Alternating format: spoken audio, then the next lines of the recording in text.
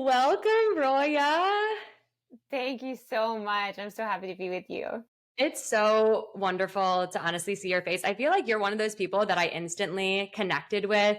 Well, virtually. I found your Instagram. I honestly typed in Akashic Record readers and I was trying to connect with new readers for a Growing Forward article. And I remember seeing your Instagram and the aesthetic instantly resonated with me. And you obviously work with conscious entrepreneurs and creatives, which is really aligned with the work that I put out into the world. And so I don't know. I feel like for a lot of your work resonates with me personally and professionally, and I'm excited to share everything with our community.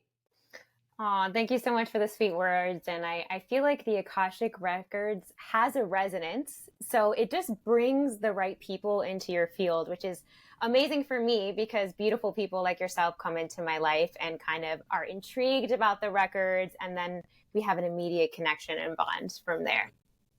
Yeah, they're definitely having a rise right now, like a moment. I don't think any of these spiritual modalities are trends by any means. I feel like they've always Mm, kind of been within us and are here to stay. We're just evolving yeah. and we're starting to connect with them on a deeper level. But just to give everyone a starting foundation, can you describe what the Akashic Records are from your perspective? Yeah, so the Akashic records are this subtle realm. So Akash literally means space from the Vedic philosophy. And essentially it's the space that pervades life around us. And so everything in life moves from more subtle to more physical, like material manifestation. And so it's that space that surrounds our life. And so it's kind of like you can think of it a bit like the internet. It uploads and downloads information. And it's been there beyond time. It's beyond time and space. And it's something that we can use as a tool to get a higher perspective. Because so often when we're in life, we're focused on our action items, our to-dos, our perspective. But that's only one linear option.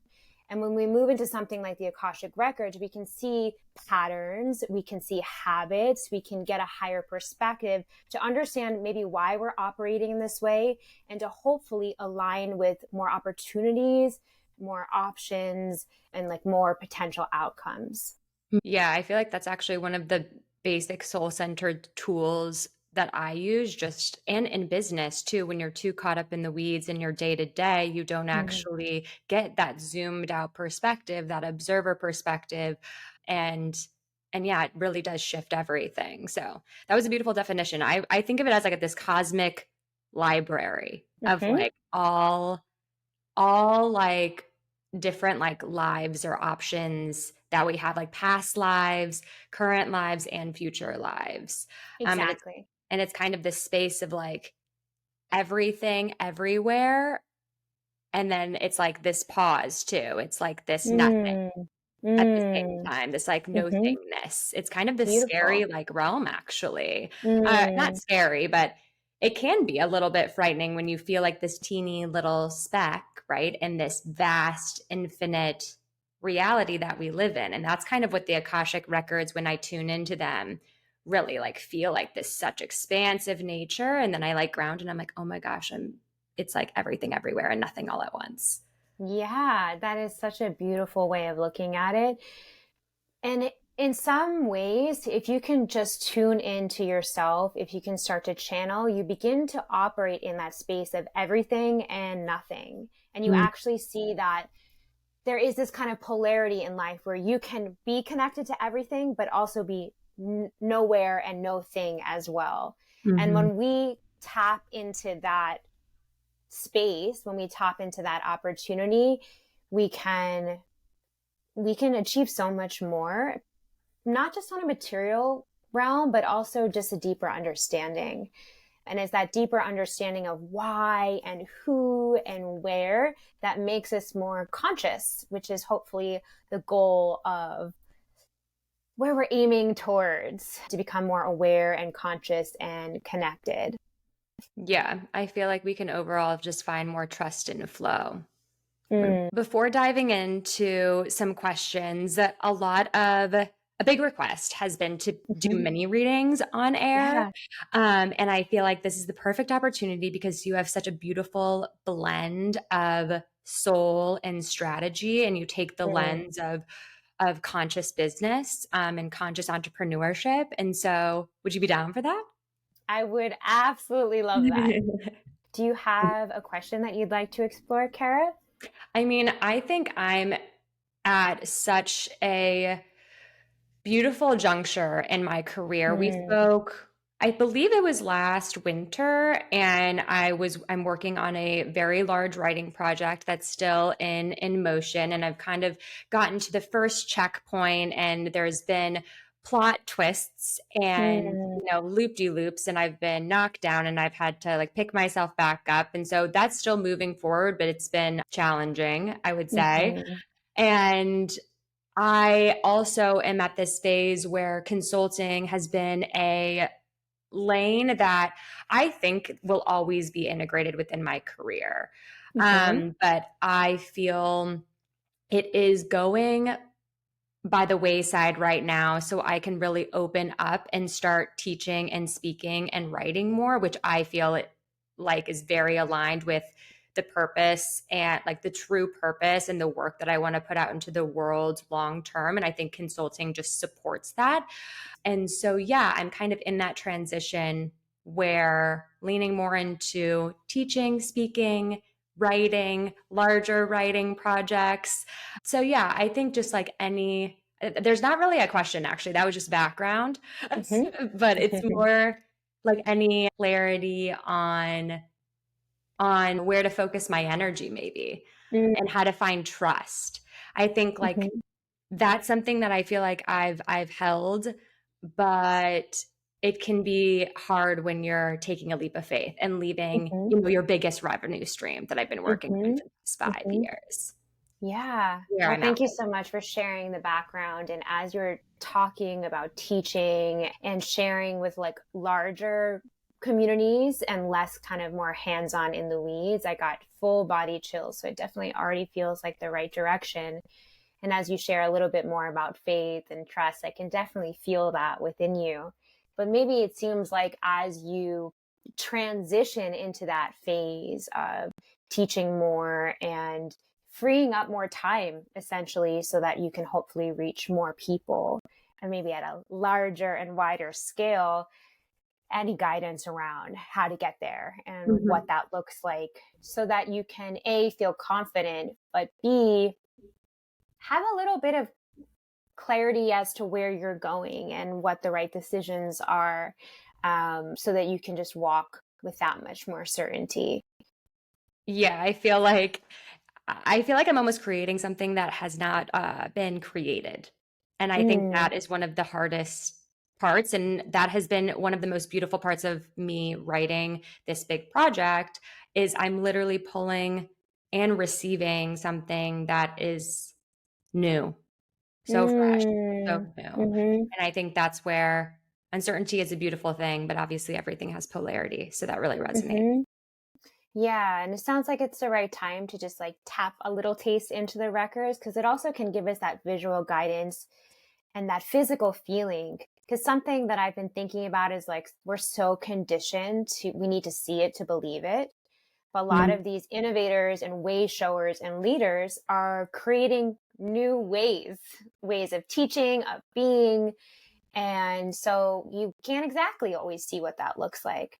But Mhm. what we can do is try to feel it Mm. in our body. And that's how the records can kind of help us to like embody that feeling of like, I don't exactly know what this is, but I know it's something new and I know I'm meant to shepherd it. Mhm. So please help me to find that resonance and that connection and that courage to bring it forth. Mhm. Definitely. So let's maybe do a 10-minute session. Will guide us into the records and see if there's any guidance for you.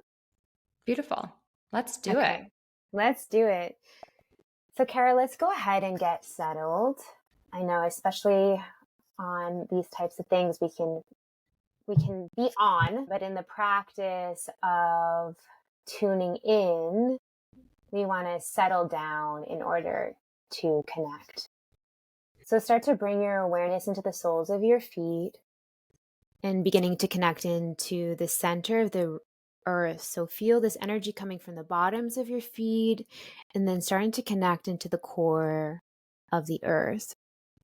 And then you start to feel this energy rising from the top of your head, so moving north and south.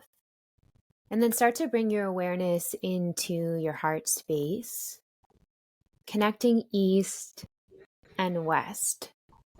Good.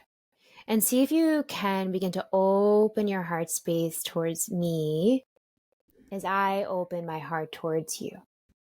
Now start to bring your awareness to your breath, almost as if this breath is rising through the bottoms of your feet, up through your ankles, shins, eyes, moving up to the belly, to the heart space, into the shoulders.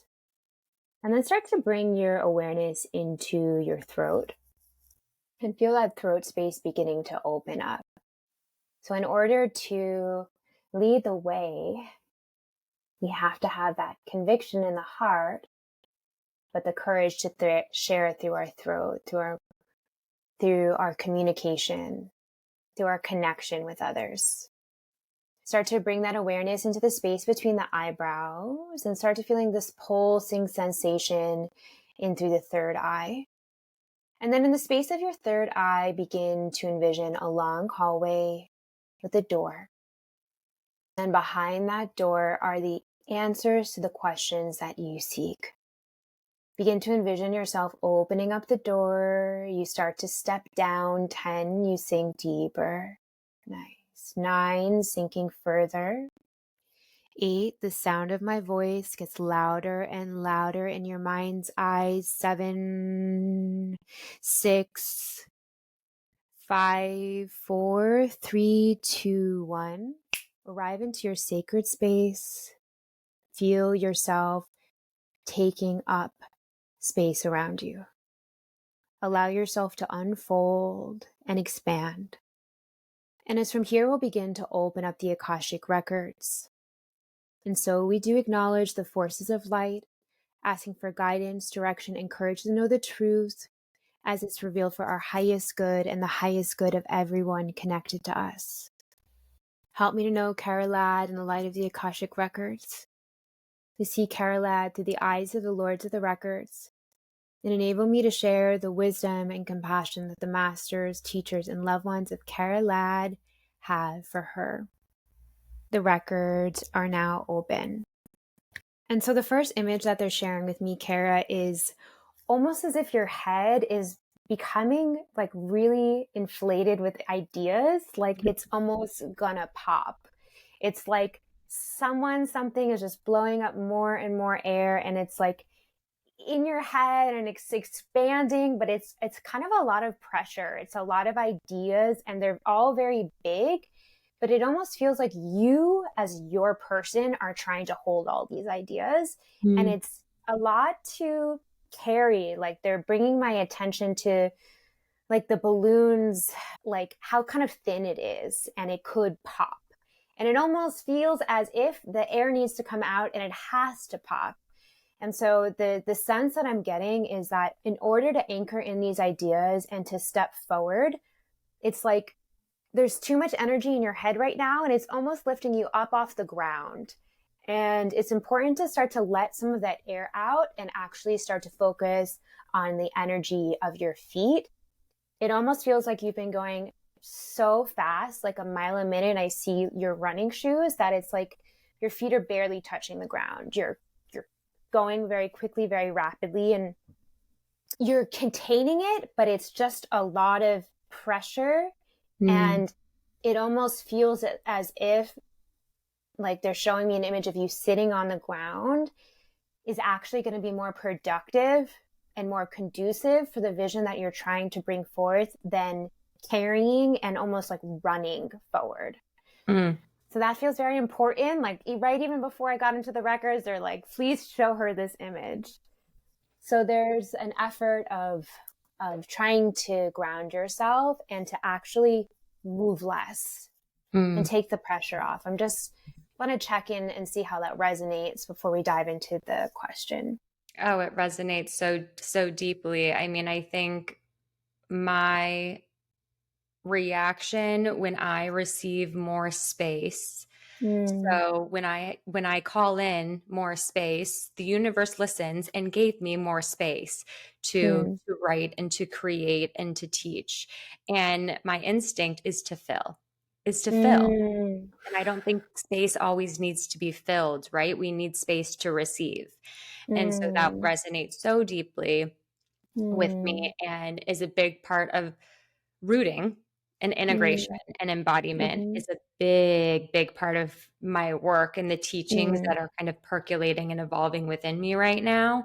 And so mm. that deeply resonates with me. And I think this big theme of scarcity, not just Yeah. when it comes to abundance, but when it Mhm. comes to time.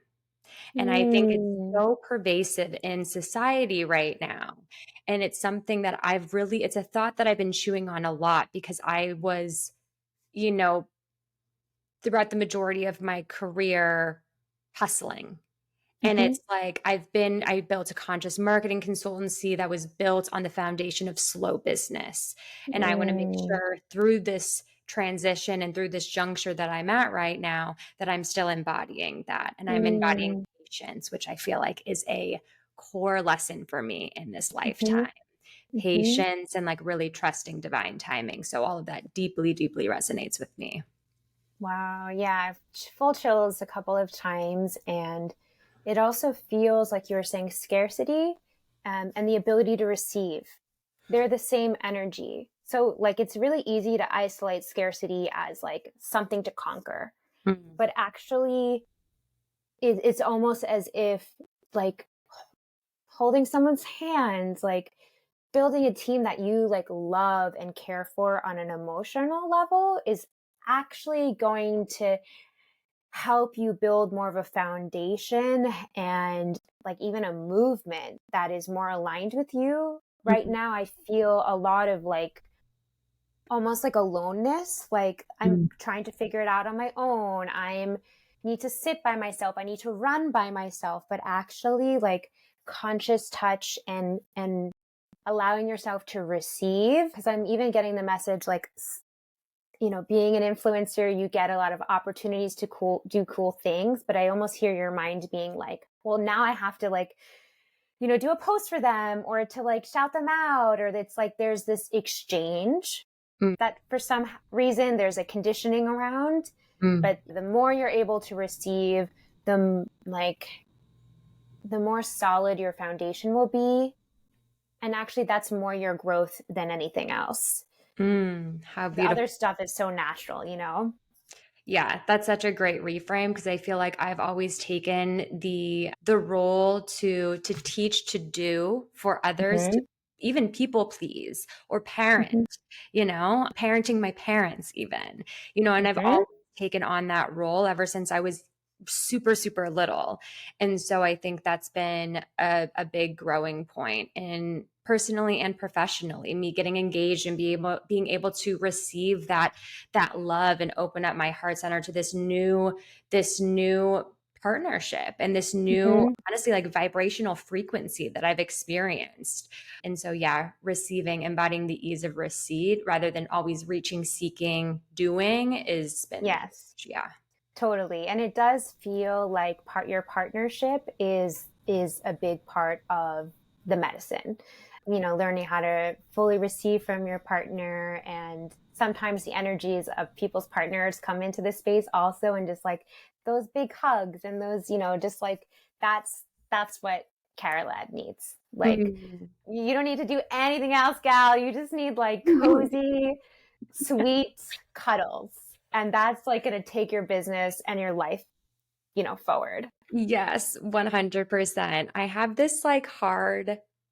a lot of like masculine energy. I feel Mm-hmm. the need to take care of, Mm-hmm. not only myself, but everyone else. And so it's been hard for me in my romantic life, in my personal life, friendships, professionally. I've always kind of overextended Mm-hmm. my energy. And I think, especially when it comes to just the transition with more writing. right now. Mm-hmm. You have this conditioning, or at least I do, that, you know, writers are always alone in a cabin Mm. in the woods, you know, writing alone. And I think I've actually manifested that for myself. And I need Mm. to kind of break through that and realize that like people can be supporting me, and like these friendships and community can be supportive and like igniting on so many ways other than like personal, but professional and creatively as well. Like social care is such a thing. And so just like Mhm. opening myself up to that medicine. Totally. Yeah, you're right on the nose. And there's just like a little twinge of like this loneliness, which is a protection, and like why you're a leader and you have those skills, but you will feel so much more fulfilled if you Mm-hmm. invite in these friendships and these romance and support, because people actually really want to support you because you are a leader. So it's more like inviting in that help will actually broaden your reach instead of like feeling you have to do it alone. Like the image I'm getting is it's actually like the people who cheer you on in a marathon that are like more fulfilling than crossing that marathon line on your own, Mm. which feels important. Yeah, that's fascinating. I've actually had a lot of people reach out to me for in kind support, like that literally like will not accept, almost like they're like, Mm. I just want to learn, or they want to, it's like this new kind of exchange, because I always feel like there actually needs to be an exchange, you know, and I'm like, I want to compensate you for your time, like I Yes. needed, you know, and these beautiful souls, these women have literally just entered my life to just like learn and support me. And I'm like, where is that? Like, you know, I'm always the one that just been helping everyone. Mm-hmm. And yeah, so it's all interconnected. It's a big theme. Mm-hmm. Yeah, that's beautiful. We'll just see if there's anything else that would like to be shared for Kara in regards to her next chapter of teaching more and transitioning away from consulting as her main point of focus. This is interesting. It does feel like something as an aside. I do get the sense that you're going to become, like, I'm hearing in order to be a teacher, you're meant to be a student as well. And it Mm, feels as if there's something that you're about to dive into, which will pull you into like studentship, mm, which will almost like create more reverence for like, you're going to become a student, but at the same time, you're going to be building your teaching practice at the same time. But it's almost feels important to have that like teacher student relationship, because it's almost like a parent child relationship, and it feels as if that's going to make you feel really fulfilled and excited, and it's from that space in which you're going to grow and build. mm. This is fascinating because I have been one to, and I've actually spoken to you about this. I mean, yoga has always been something that has been Oh yes. so integral to my self and soul care routine. I feel like I've surpassed 200 hours teaching, you know, on my own, Hmm. but Hmm. I feel so deeply called to move into this space of studying yoga, all different aspects of it, and meditation on a deeper level, maybe going into a studio and activating within their space. And so Yes. that's something that has been top of mind. And literally, I was researching it before we hopped on a call. So, Perfect. and I feel, Perfect. yeah, that teacher student, I'm like almost too much of a student sometimes, and Yes. like can be like learning, like an insatiable learner. And I think it's been a good shift for me to be like, oh, I can share some of this knowledge. Like on TikTok, I launched this new series called Woo Talk, and I'm like Amazing. teaching a little bit more on there. And I think that's been a step in the right direction. And I think a balance of that is going to be incredibly helpful. But that's beautiful and so aligned. Absolutely. And it seems like it's going to be for pleasure, but Mhm. that relationship of becoming a student again with a teacher will help to like also give you some space and ground you. And I know that that's something that's been on your mind for some time. So it Yes. sounds like the records are continuing to push you in that direction. Yes, 100%. Amazing. So even for the listeners, you can sometimes feel a shift in energy when you move into the Akashic record. So see if you can start to bring your awareness back into the beating of your own heart. Start to bring your awareness of the breath moving in and out through the nose, taking in a big inhale And a big exhale. So we'd like to thank the masters, teachers, and loved ones for their love and compassion. We'd like to thank the lords of the Akashic Records for their point of view. And we'd like to thank the Spirit of Light for all knowledge and healing. The records are now closed. The records are now closed. Records are now closed. You can take a big inhale and start to just bring some movement into your body. Start to bring your awareness to any sounds in your room and just arrive back into this space. Thank you so much for that. That was beautiful. And I think the one thing that's so amazing about the Akashic Records is although there is Linda Howe's prayer, which is the most Yes. popular way of opening the records, I feel you can open them in a way that feels really aligned and connected to you and your unique energetic blueprint, right?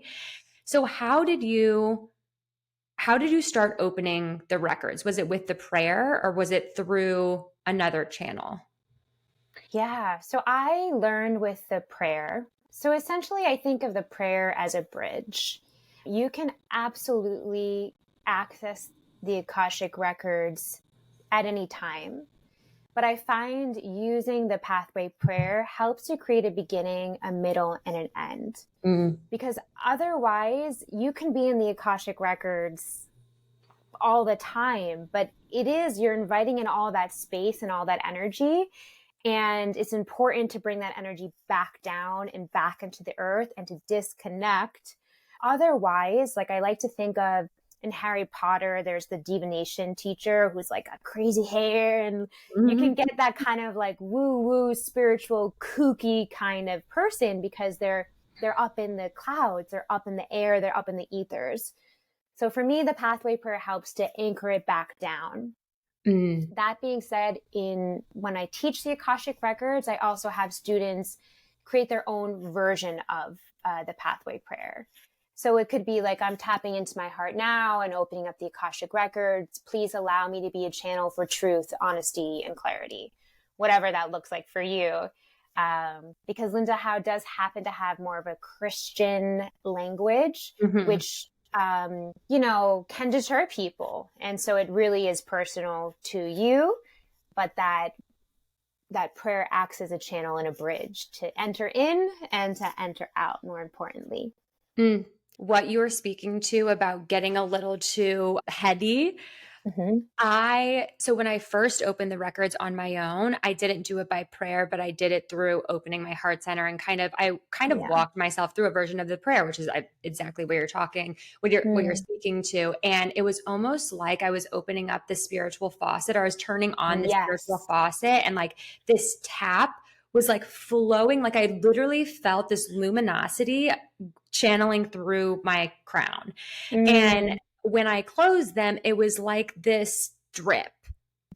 And I felt so lightheaded afterwards that I couldn't really work or do anything after. I had to like sit in the tub to like reground my Cancer sun energy and everything, and like ate cacao and like was like, whoa, how do people channel this every single morning? So that's actually really interesting in regards to the prayer. And I think that's something that I have to work on, is like closing it. And similar to like any psychic, you kind of have to create those energetic boundaries, right? So that makes Absolutely. Yeah. And like you said, it's really important to create those boundaries. Otherwise, we're kind of overwhelmed, and that can kind of ground us out from our day to day. And sometimes when we're so open and we connect with the records, it's like, wow, this huge field of information, it can be really overwhelming. And that's why it's also important to sometimes come in with a question, because it's like you're entering into an empty space. There's so many opportunities. We don't really know which direction to go. So if we have a question or intention, kind of like a headlight lamp, we're like, okay, this is what I'm looking for. This is the clarity that I'm seeking to understand. And then our guides, our teachers and loved ones can help to like specifically answer those questions. Yeah, that makes so much sense. I think having some specificity really, really helps. In regards to your intuition, how how do you describe like that voice or the Akashic voice? And how do you Mhm. differentiate that between your, your intuition or maybe your highest self? Do you differentiate like that Akashic voice between those terms? Yeah, I definitely. So basically, we have five senses, and that's how we take in information from the world. Like I see Mhm. things, I hear things, I taste things, I feel things. In the same way, we have subtle senses, which is what we use in the dream world, which is like the astral realm, but it's also what we use to channel when we go into the Akashic records. Mm. People receive information in different ways. Like I remember hearing that you're more clairaudient. I Mhm. happen to be clairaudient as well, super clairvoyant, very visual, but I think you're also a feeler too. So you just like feel things and know things, Yeah. which is very special and rare. For me, the voice won't sound like me. It will sound like a deeper voice that's someone else. Like, for example, some people's guides, which is like a little bit of a deeper topic, but if you believe this, our soul has guides or kind of people here to help us along our way. If we've incarnated for a reason, we have these spirits that are here to help us. And so when we go into the records, there's space for conversation with these guides. And these guides have personalities. This is the masters, the teachers, and loved ones. So sometimes I'll go into someone's records and they're really, really strict. And they're like, no, they need to do this. I'm like, oh, whoa, well, it has a different feel to it. Or sometimes they'll feel very old and slow or playful. Somebody's guides might be like playful, like a little kind of fairy energy. So it all has these subtleties of taste, just like, a sommelier with wine. You learn how to taste the differences in the same way in the spiritual realm. We learn how to find the nuances between us and other information. And we sharpen it with practice, just like any other tool or, yoga or Pilates, you can get better with time. Oh my gosh, that's fascinating. I wish I heard the differentiation. I only mine is definitely like claircognizance, Mm-hmm. clairsentience, sentience, and Mm-hmm. clairaudience. But we obviously all have all the clairs, but I feel things through like the top of my head. Like the crown is like very Mm, sensitive for me. And it's like I either when it's like not my intuition. I know it's not my intuition because it's like I hear it in this like loud and aggressive yes. voice. And then it's like, Yes. so when I'm tapped into the records or my intuition, it's so soft and it's so gentle and it's so quiet. It's like the most gentle nudge that we almost don't realize it's there. And I think Mm-hmm. like that's been a huge differentiation for me. And I definitely feel it on the top of my head, like come through, Mm-hmm. which has been fascinating. Right. Yeah, you can feel kind of knowings in the Mm. body. So Mhm. something that I like to share is like, when something's true. Like you can also feel when something's a lie. So in the same way, we start to attune ourselves to what feels true. Like for you, when you were sharing, I felt chills. I was like, okay, what she's saying has truth and has power to it. Mm. Sometimes I'll feel like a hit in my stomach. I was like, okay, this is correct for this person because you feel it. Mm. And it can be like a deconditioning of the mind. Like we want our mind to understand, but actually sometimes it's the body that holds the truth. And we kind Mhm. of start to attune to like, all right, it's not what I thought the answer was, but actually this feels true. And we have to honor that. Yeah, there's such an unfolding and our body's own vernacular that speaks to us very Mm. loudly. I wrote a growing forward on body talk and then just these intuitive hits that we feel in our body and the deconditioning and the unfolding of, the world around us and trying to tune that out a little bit and turn into our bodies and like listen to them. Yes, that's so powerful. Beautiful, Kara. When it comes to integration and embodiment, speaking of the bodies, you said like Mm. when we're tapping into the Akashic Records, it's such a vast space. How do you teach people, or what are your integration practices post session? Mm-hmm. Yeah, definitely. So the first things first is you want to disconnect. I think, especially for a lot of us, healers or empaths, like you want to just disconnect with the person. So even Linda Howe talks about like leaving the room or doing something physical, like taking out the trash, going for a walk. it's interesting. Like when you set up for a session, you want to tune in. So I'll like set the space with intention. I'll like start to call in the energy a little bit, open myself into that person's field. When you get out of the records, it's like you want to start to close those doors. So it's like, okay, closing the door of the laptop. Like that's why I only mainly do sessions online, to create that energetic barrier. Mm. Do something physical, like do the dishes. Another thing that is like, I tell people to sometimes forget what we talk about, because it's really easy to get stuck on what's shared, and whatever is meant for you will come back. It's already resonating in the Mm. field. Now it's already resonated down. We've had a conversation about it. And so now that little energy is kind of going to bloom like a flower. But if we like obsess over it and we're like, well, actually the record said this and I have to do this, it kind of constricts it. So the more we can give ourselves space to let life unfold, to let energy unfold, the more we're doing ourselves a service that's from the heart and not the ego or the mind. Yes, I think in society right now, and just the conscious spiritual community overall, we're experiencing this over intellectualization and over ritualization of everything, and there's so much like stress and tension that is creating this spiritual anxiety that you actually need to do more. But in practice, the core of spirituality is obviously the cliche, but it's very, very true. It's in the Mm. being and in that Mm-hmm. embodying. And that's where I feel like the true trust is laid, Mm-hmm. is in that inner knowing, and just that letting go. That's Mm-hmm. again how to find that flow and not that Mm-hmm. force. So that makes sense. From a professional perspective, because I feel like that's really like your zone of genius. And that's why I adore the work you put out into the world, because you are so soulful and so esoteric, and we can really go there, but you're so strategic and so Mm-hmm. practical.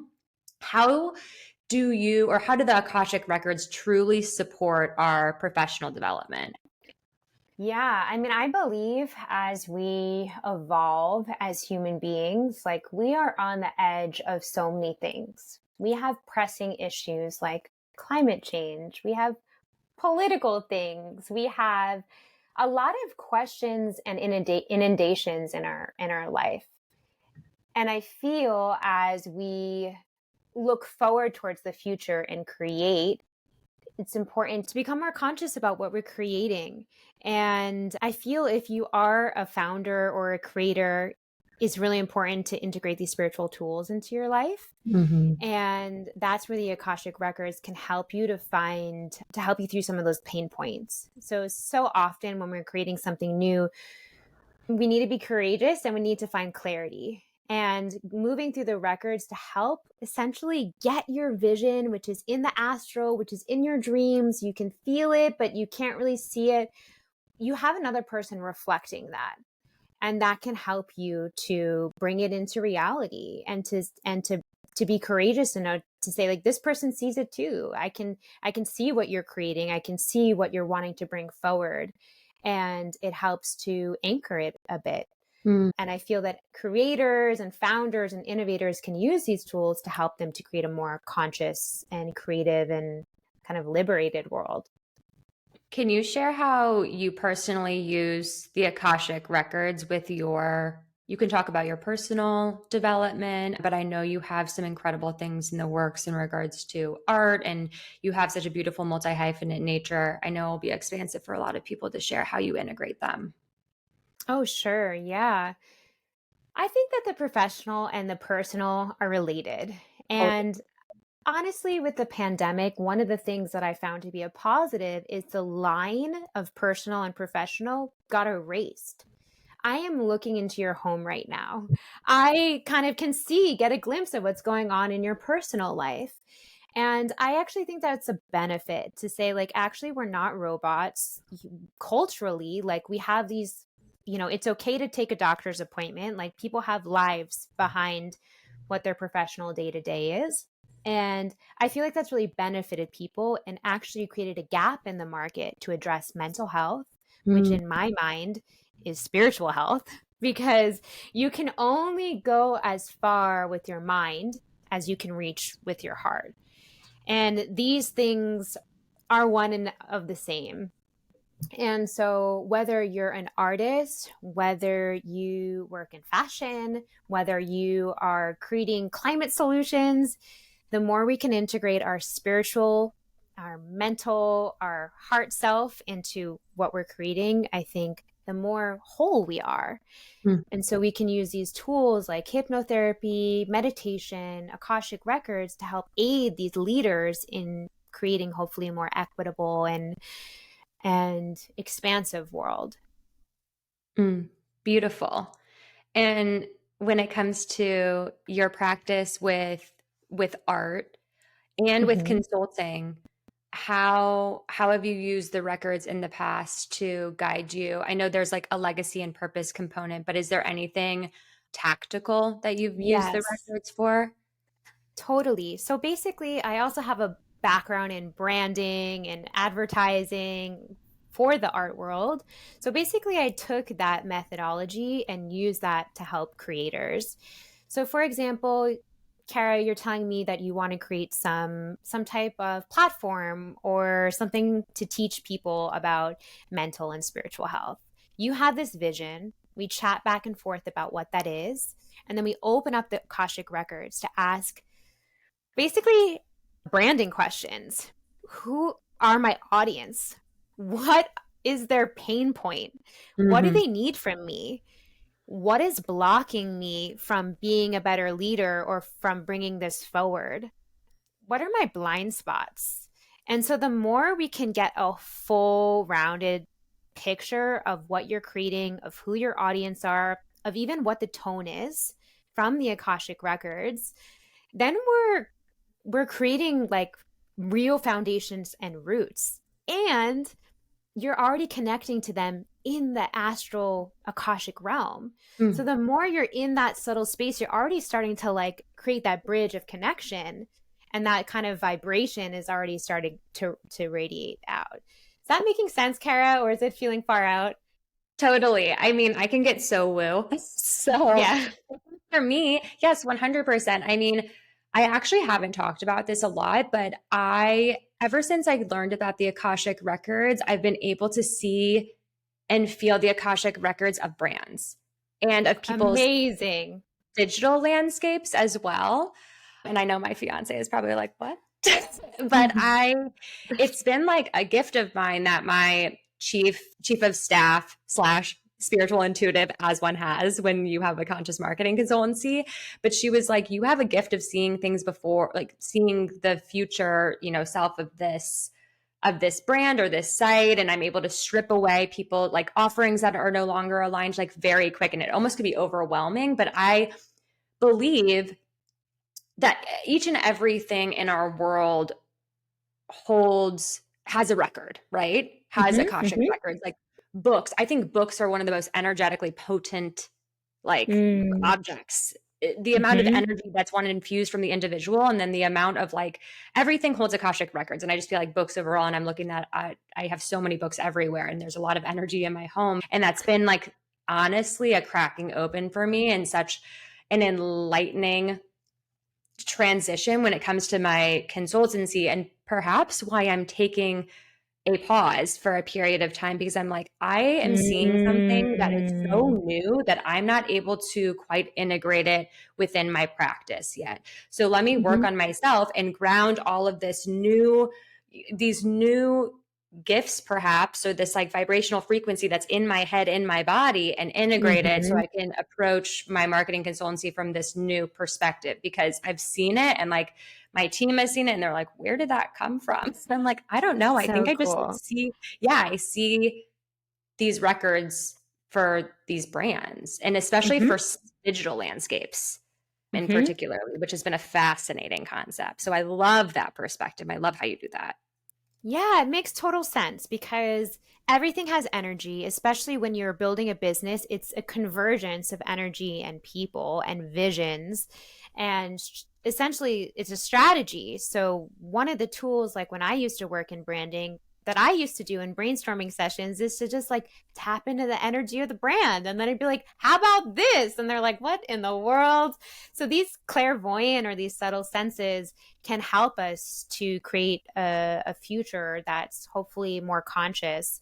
And like my goal is to help to teach people like yourself who are leaders and shaping culture pretty much to become more equipped in these skills so that we can create a more connected world.